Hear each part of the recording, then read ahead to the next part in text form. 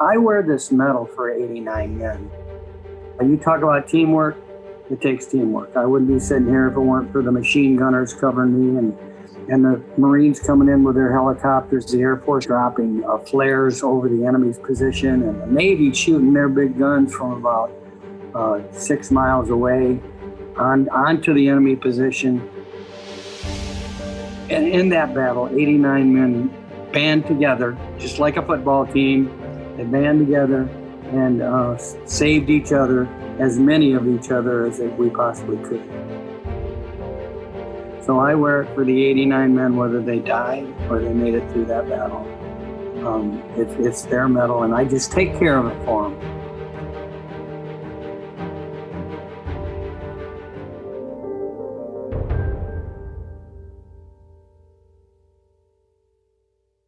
Very first night that my platoon was sent out, I looked in the distance towards Nuyan Hill, and it was probably close to a mile away.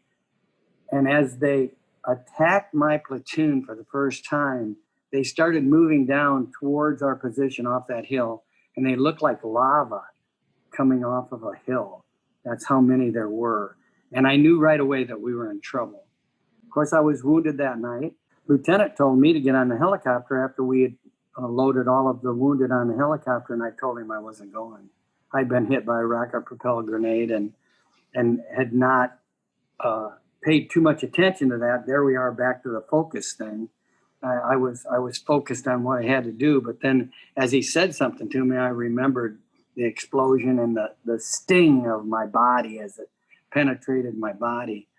And I had blood on me from head to foot. And I told him I wasn't going. He said, why not? And having the knowledge of knowing how many people were on that hill, I knew we were in trouble. I said, you're going to need me. That's the only words I said to him. And I'd rather be dead in a rice paddy than alive in a hospital and find out that one of my men were killed or lost their life because their medic was not there to do his job. I worked on between 40 and 50 wounded soldiers.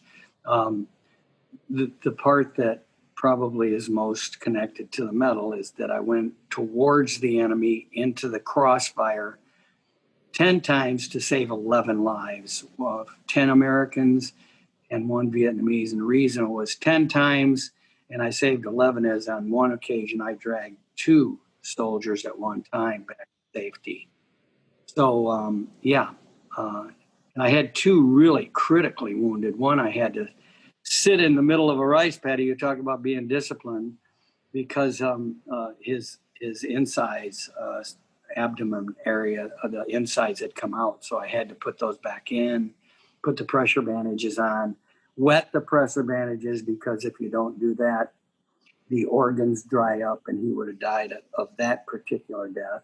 I felt that at that particular point, I'd been through one of the toughest battles that you could ever be involved in.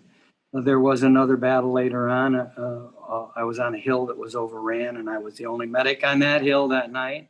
In 20 minutes, we had 17 killed, 34 wounded. And again, I was the only medic on the hill at that particular time. But it was overran by North Vietnamese sappers. And on the hill, we found 69 North Vietnamese. Most of them, though, escaped back down the hill. But still, in 20 minutes, that chaotic, there you go again, you're in the middle of a football game and all of the screaming and hollering. You're in the middle of an attack, and you have to eliminate the screaming and the hollering and pay attention to what it is to save lives. No one who serves and goes through those kinds of situations, they never are the same again. They've lost the innocence of being a human being. One of the toughest questions that I've received, and it wasn't tough to answer, but I'd never been asked the question. A 6th grader asked me if I had ever killed anybody and how it made me feel. And she was so innocent the way that she asked it. I don't know whether she asked it because her grandfather had fought, or maybe her dad was in Iraq or Afghanistan, but she needed, and she was so genuine. And I said, Jim, you got to tell her the truth. You got to tell her so she'll understand, and then leave her on a positive note. So I looked at this little girl, and and I said, honey, that's the worst part about war. Sometimes you have to take someone else's life so that they won't take yours. But I've never been proud of it. As a matter of fact, it's bothered me my entire life that I took somebody's son, somebody's father, somebody's husband, somebody's brother, somebody's friend. But I was a combat medic, and so sometimes when we wounded the soldiers, I had to help put them back together. So I got to be a medic and help to heal them. So I told her the truth, and I told her so I hope she understood. And I left her on that positive note that was another human being, just like myself. I was a son. I was a husband. I was not a dad yet, but I was a friend and an uncle.